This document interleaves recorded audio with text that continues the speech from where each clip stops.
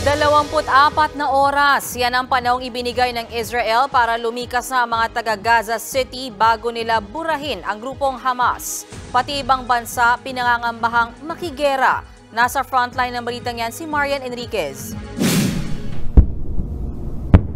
Day 7 ng giyera ng Israel at militanteng grupong Hamas.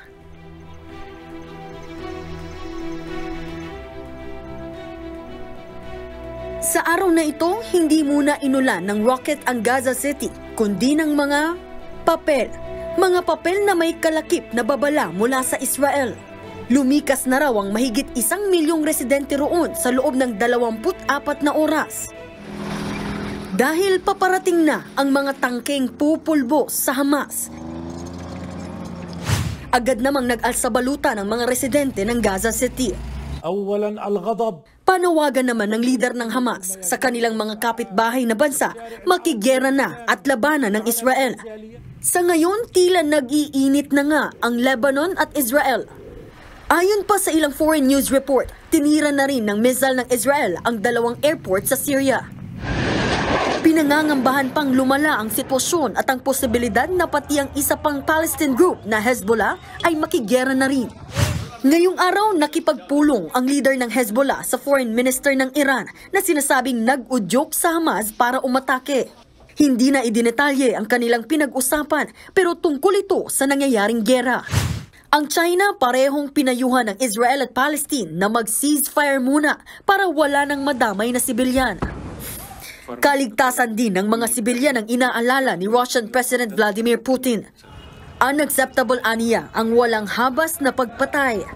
Brutal ang pagpaslang ng Hamas sa biglaan nilang pag-atake nitong Sabado. Daan-daan ang pinagbabaril, may mga ginahasa at pinugutan pa ang mga sanggol at sundalo.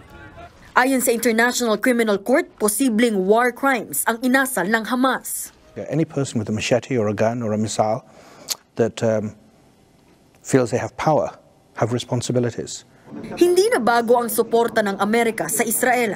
Personal pang nagtungo sa Tel Aviv, Israel, si U.S. Secretary of State Anthony Blinken. Nakausap niya ron ang mga survivor.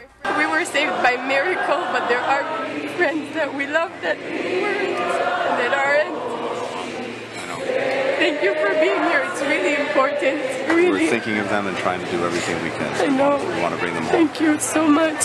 Dito naman sa Pilipinas, pinangangambahan ni Defense Secretary Gilbert Teodoro ang posibleng spillover ng giyera. Baka raw kasi gayahin ng mga extremist ang Hamas. Sa ngayon, wala pa ako nakikita. Pero that does not mean to say that we're monitoring possible spillover or copycat effects. Anybody can copy whatever happened in the Middle East or. Pinaiigting na ng Pilipinas ang ating seguridad. Nagbabalita mula sa Frontline, Marian Enriquez, News 5. Mga kapatid, Mean Los Baños po. Huwag magpahuli sa mga balita at impormasyong dapat ninyong malaman. Para sa mas malawak na balitaan at diskusyon, mag-follow at mag-subscribe sa social media pages ng News 5.